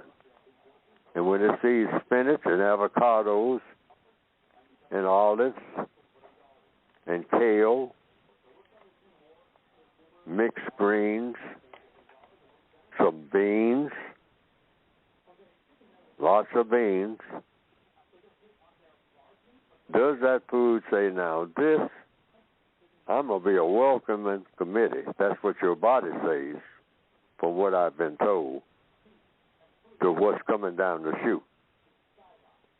Oh, boy, I've been waiting on something like this. Man, because all week long I had put up with nothing but vodka, and I couldn't take it. I was sending a whole lot of it back. Yeah. See, your stomach got a mind of its own. All right? You put all that junk stuff in there and all like that and say, oh, Lord, my goodness, what am I doing? I mean, is anybody up there that's got any sense at all? I can't handle this. We're not set up to handle this. We're warehousing down here, and we're also a processor. I got all this sugar, all this, man, good. What is this now? I mean, is this some rags or whatever? Your body says that. Yes, sir. Right. And why? Because these are contacts. They're either constructive or non-constructive. See, we've got to start looking at the world in a different way from what we've been seeing it. Everything. Yes, not sir. just some things. Everything. Constructive contacts. Am I overtime? Just about running overtime, right? No, we good. Robert has built it in, so we're good. We're good. Thank you. Okay, well, I don't want to run over too much. No, he got it under control. Thank you, caller from a new caller. Don't be a stranger. Black Tony says kamikaze program really didn't work, although we are buying a lot of Hondas, Lexus, and computer chips. So who really won the war? Okay, all righty, Black Tony. And how about this quote here? Solve problems without making any problems. That comes from Constructive. Well, that's code anyway. That's already in the code. Solve problems without making any. She always do code now. She's on point. Oh, he's just reciting it. Yeah, she just recited. Oh yeah, she's tough on it, man. She puts it right on out there. Still Learning has this, and then we'll get the last one of today. Still Learning says this. My goal, which begs the question, within the system of white racism, when is a black person considered grown? When all problems are solved. Okay. Let me put that That's down. the compensatory view. Yes, we don't consider ourselves. See, grown means, hey, I'm finished. Ain't nothing else to do. You know, they can just kick back and look at space now. Yeah. No, as long as you got problems, you're not grown. Okay, let me put that down. And Fuller is addressing your question now. All righty. So now you know. Okay, I believe this is going to be the last caller of the day. And guess who gets that? It's you. Yeah, constructive action. Here you go. Do your thing. Greetings, Mr. Bobby. Greetings, Mr. Fuller. Why is the practice of no contact, no conflict important for two or more black people who are hostile toward each other? Because if they are hostile toward each other, what they're going to get is hostility when they make contact. End of story. I don't like you. I don't want to be around you. I don't want to make contact with you. And if I make contact with you, I'm going to be hostile toward you and try to do destructive things. And you're going to do the same thing with me. So why make contact unless you're looking for conflict? Okay. And if you get conflict, what's the result of conflict? Somebody gets hurt. Yes, they do. Yes, they do. So if you don't make contact, nobody gets hurt. You're not going to hurt somebody you ain't in contact with. No contact, no conflict. That's in the code book. The logic of that. All right. All right, constructive action, and thank you for all your contributions. We thank you. And Mr. Fuller, before we go, we got to talk about your book. This is the last minute or two. We have to talk about your book. So do your thing as we get ready to close out the show. Yes, as of right now, you can go to producejustice.com, and a lot of the things we've been saying on here, and many, many, many, many more things that have not been said, that will help people to, when you read them, you can pick up any one of the volumes. Usually the basic 2 volumes is what I recommend. The 1984, some people want that volume. But the 2016 edition, the 2010 edition, there are 2 volumes, but they're basically the same book. But you can get the 2016 edition, which is the main book to get. It's now in stock. Go to producejustice.com. That's producejustice.com. And when you go through the pages, as a victim of white supremacy, if you don't consider yourself a victim of white supremacy, then the book may be a waste of time for you. But if you consider yourself a victim of white supremacy and you want to know what to do and say about it and what not to do and say about it, and there are suggestions about what to do and how to go about doing it, not in great detail, but in some detail, and some suggestions about what to say and what not to say, et cetera, et cetera, et cetera. Or just open the book in general and see if it's something that you can use that applies to you, and use it. It's written that way. It's selective. It's not dictatorial. You don't have to do any of it. It's up to you. If it works for you, work it. If it produces a constructive result for you, then that's what the book is for. I use my own book, even though I forget a whole lot of the stuff that I wrote in it. Okay. But that's why I wrote it. So that, because someone once said, the worst lead pencil in the world is better than the best memory. Whoa. Okay. That's pretty good. ProduceJustice.com. With that, we're going to leave it there. Thank you, Mr. Fuller. Thank you, all the callers. Hey, listen, we'll try to do better next week, but listen, thank you for giving us the pleasure of doing what we do, and hope you learned something today. Thank you, Mr. Fuller, for all the lessons that you have given us in the book. Thank you so much, and we hope to see you next week. Thank you. ProduceJustice.com.